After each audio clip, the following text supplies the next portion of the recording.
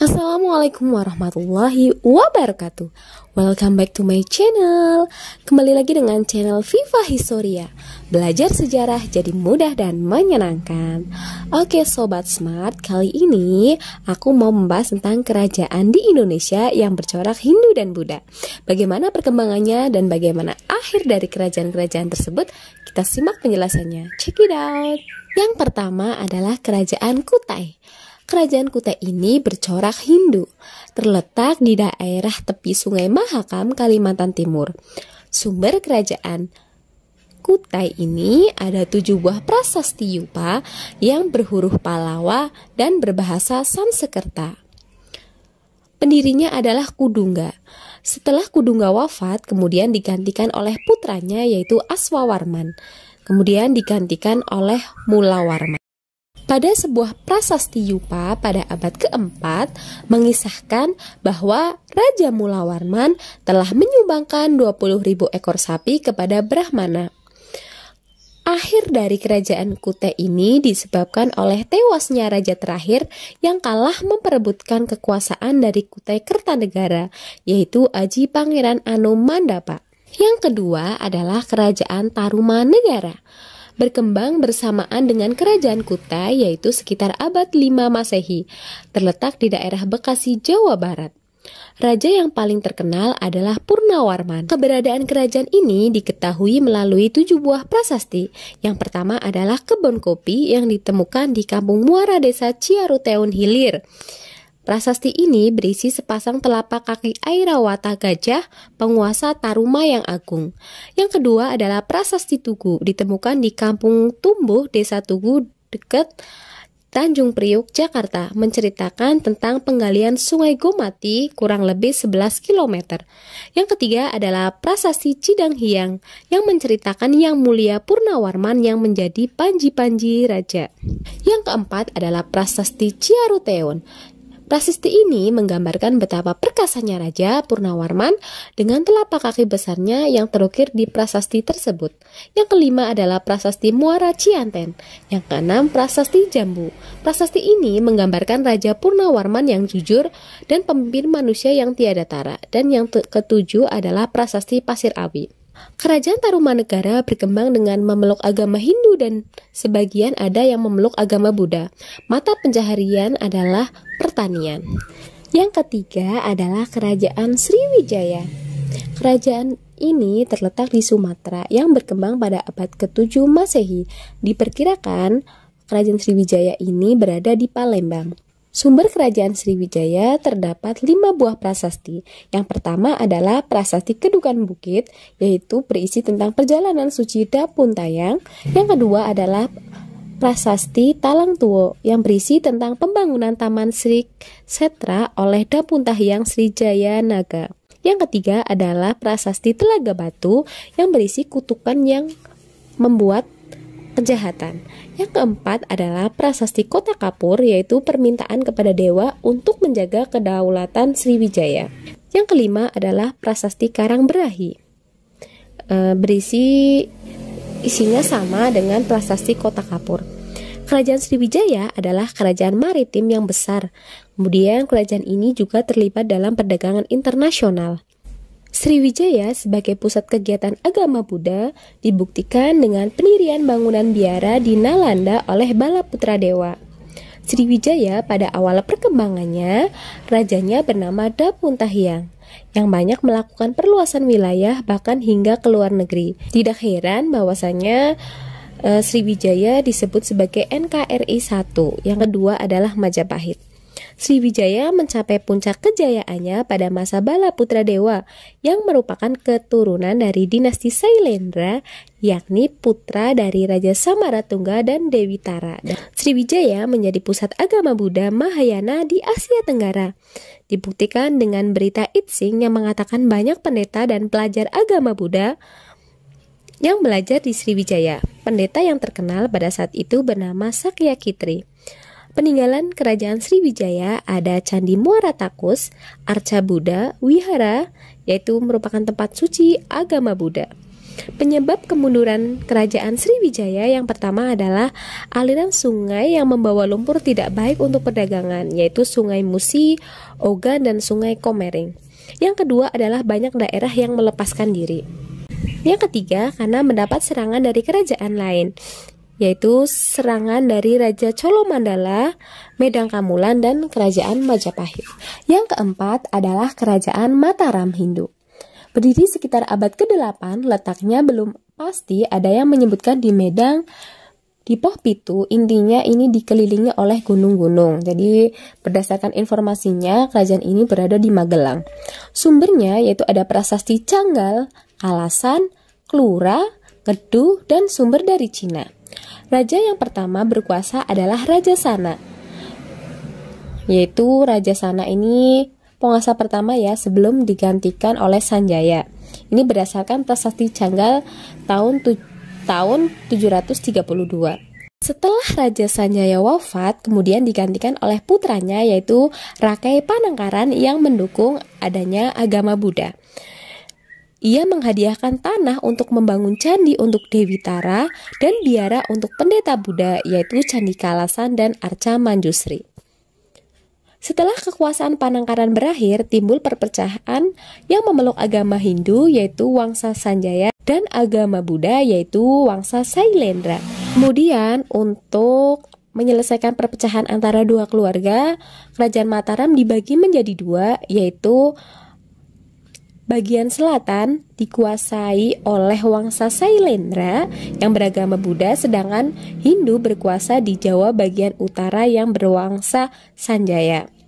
Perpecahan dalam keluarga Mataram disatukan oleh pernikahan Rakai Pikatan dan Pramudia Wardani yang beragama Hindu. Kemudian Mataram kembali bersatu di bawah kekuasaan Rakai Pikatan tahun 832. Setelah Samaratungga wafat, putranya yaitu Balat Putra Dewa menentang Pikatan. Terjadilah perang perebutan kekuasaan. Kemudian Balaputra ini terdesak dan melarikan diri ke Sumatera dan menjadi raja di Sriwijaya.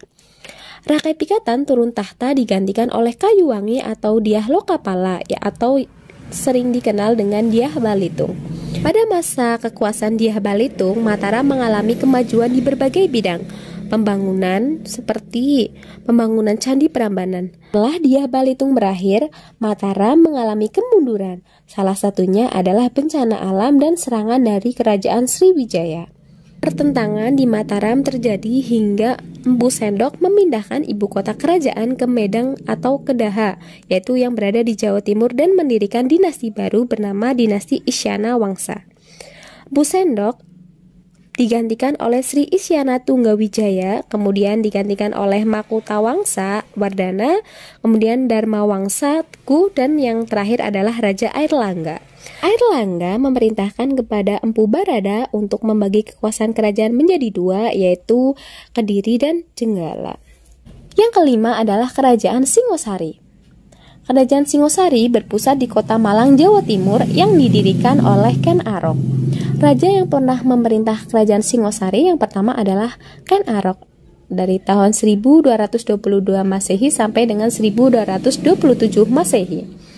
Sebelum menjadi raja, Ken Arok adalah seorang aku Bupatel Tumampel, yaitu Tunggul Ametung.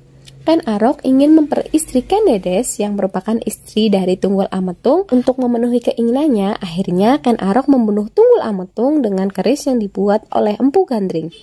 Ken Arok menyerang kerajaan Kediri di bawah Raja Kertajaya dan berhasil ditaklukkan. Lahirlah Kerajaan Singosari. Ken Arok bergelar Sri Ranggah Rajasa Sang Amurawa Bumi selama 5 tahun. Ken Arok dibunuh oleh Anusapati yang merupakan anak dari Tunggul Ametung dan Ken Dedes. Kemudian beliau dicandikan di Kagenengan, yaitu Candi Buddha Siwa. Putra Ken Arok bersama Ken Umang yaitu Tohjoyo, Panji Sudatu, Panji Wregola, dan Dewi Rambi. Kemudian bersama Ken Dedes ada Mahesa Wotangleng. Raja yang kedua adalah Anusapati yang memerintah selama 21 tahun. Anusapati tidak banyak memajukan pembangunan kerajaan. Tohjoyo yang merupakan anak Ken Arok dan Ken Umang membalas dendam kematian ayahnya dengan membunuh Anusapati yang dicandikan di Candi Kidal, Kota Malang. Yang ketiga adalah Tohjoyo. Pada masa pemerintahannya ini sangat singkat ya, karena ada Ronggowuni yang menuntut tahtanya yang seharusnya jatuh ke Ronggowuni. Ronggowuni melakukan pemberontakan yang dibantu oleh Mahesa Cempaka. Tohjoyo kemudian mengirim pasukan untuk melawan Ronggowuni di bawah pimpinan Lembu Ampal, tetapi kemudian Lembu Ampal berbalik menyerang Tohjoyo. Tohjoyo akhirnya melarikan diri, Singojari jatuh ke tangan Ronggowuni. Raja yang keempat adalah Ronggowuni dari tahun 1248 sampai 1268. Ronggowuni didampingi oleh Mahesa Cempaka. Beliau mengangkat putranya Kertanegara sebagai raja muda. Pada masa pemerintahannya hidup dalam keadaan aman dan tentram. Rakyatnya hidup dengan bertani dan berdagang. Ronggowuni meninggal dunia dan dicandikan di dua tempat, yaitu Siwa di Waleri dan Buddha di Amogapasa, atau yang di Amogapasa lebih dikenal dengan Candi Jago. Raja yang kelima adalah Kertanegara. Putra dari Ronggowuni ini bergelar Sri Maharadiraja Sri Kertanegara. Beliau merupakan raja terbesar di Singosari. Beliau melakukan perluasan wilayah hingga seluruh Nusantara. Kemudian melakukan ekspedisi Pamalayu untuk menaklukkan Sriwijaya. Untuk memperkuat politik luar negeri, beliau menjalin hubungan dengan Jayasingawarman III dan Kerajaan Campa. Kehidupan agama pada masa Kertanegara menganut Hindu dan terjadi sinkretisme antara Hindu dan Buddha atau Siwa Buddha. Kemudian menjalin hubungan dengan Jayakatwang dengan menikahkan anaknya sebagai menantunya untuk membalas dendam leluhur Kertanegara. Jayakatwang menyerbu istana dengan bantuan Aryawi Raja. Singosari berada di bawah kerajaan kekuasaan Jayakatwang.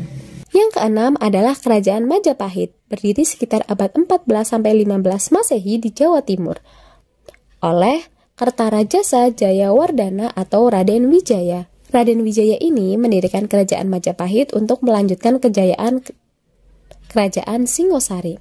Muncul pemberontakan Kuti, namun kemudian berhasil ditumpas oleh Gajah Mada. Setelah Raden Wijaya wafat atau Kertajasa digantikan oleh adiknya yaitu Tribulana Tunggadewi. Terjadi pemberontakan Sadeng yang dipadamkan oleh Gajah Mada. Di sini adalah kemudian muncul Sumpah Palapa. Tahta selanjutnya yaitu oleh Raja Hayam Wuruk. Pada masa pemerintahannya, Kerajaan Majapahit mencapai puncak kejayaannya. Untuk mengatur kehidupan keagamaan, beliau membentuk Dharma Dyaksa. Dharma Dyaksa ing Kasarwan yaitu untuk Siwa Hindu, kemudian Dharma Dyaksa ing Kasogatan untuk Buddha. Majapahit juga menjalin hubungan dengan kerajaan-kerajaan lain.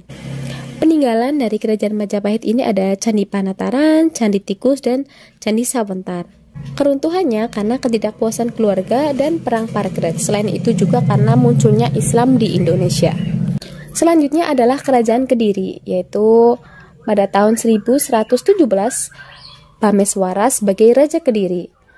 Kemudian digantikan oleh Raja Jayabaya berdasarkan prasasti Hantang, Desa Jepun, dan terkenal dengan ramalan Jayabaya. Jadi Raja Jayabaya ini adalah raja yang terkenal sampai sekarang ya. Bahkan ramalan-ramalannya masih dipercaya hingga sekarang. Dalam bidang sastra ini pada masa Jayabaya ini sangat menonjol, yaitu ada pengubahan kitab Bharatayuda tentang perang saudara antara Kurawa dan Pandawa, kitab Kresnayana oleh Empu Triguna tentang perkawinan antara Kresna dan Dewi Rukmini, ada juga kitab Semaradana yang dikarang oleh Empu Darmaja, kitab Lubraka oleh Empu Tanakung. Raja yang terakhir adalah Kertajaya atau Dandang Gendis. Pada masa pemerintahannya timbul pertentangan oleh kaum Brahmana yang kemudian Brahmana meminta perlindungan kepada Ken Arok yaitu penguasa Tumampel. Kemudian Kediri berhasil dikalahkan oleh Ken Arok. Selanjutnya adalah Kerajaan Kalingga. Kerajaan Kalingga ini diperkirakan terletak di Jawa bagian tengah. Nama Kalingga berasal dari Kalinga, nama sebuah kerajaan di India Selatan. Penguasa kerajaan Kalingga ini adalah seorang perempuan, yaitu Ratu Sima. Dia digambarkan sebagai seorang pemimpin wanita yang tegas dan taat terhadap peraturan yang berlaku dalam kerajaan. Sumber utama mengenai kerajaan Kalingga adalah berita Cina, yaitu berita dari dinasti Tang, sumber lain dari prasasti Tukmas di lereng Gunung Merbabu. Melalui berita Cina, banyak hal yang diketahui tentang perkembangan kerajaan Kalingga dan kehidupan masyarakatnya. Kerajaan Kalingga berkembang kira-kira abad ke-7 sampai ke-9 Masehi. Agama utama yang dianut oleh penduduk Kalingga pada umumnya adalah Buddha. Agama Buddha berkembang pesat. Bahkan pendeta Cina yang bernama Huining datang ke Kalingga dan tinggal selama 3 tahun. Selama di Kalingga, ia menerjemahkan kitab suci Buddha Hinayana ke dalam bahasa Cina. Dalam usaha menerjemahkan kitab itu, Huining dibantu oleh seorang pendeta bernama Janabadra. Kerajaan Kalingga mengalami kemunduran, kemungkinan akibat serangan Sriwijaya yang menguasai perdagangan. Serangan tersebut mengakibatkan pemerintahan Kijen menyingkir ke Jawa bagian timur atau mundur ke pedalaman Jawa bagian tengah antara tahun 742 sampai dengan 755 Masehi. Demikian ulasan singkat mengenai kerajaan-kerajaan di Indonesia yang bercorak Hindu maupun Buddha. Terima kasih telah menyimak video ini. Sampai jumpa di pembahasan selanjutnya. Terima kasih. Wassalamualaikum warahmatullahi wabarakatuh.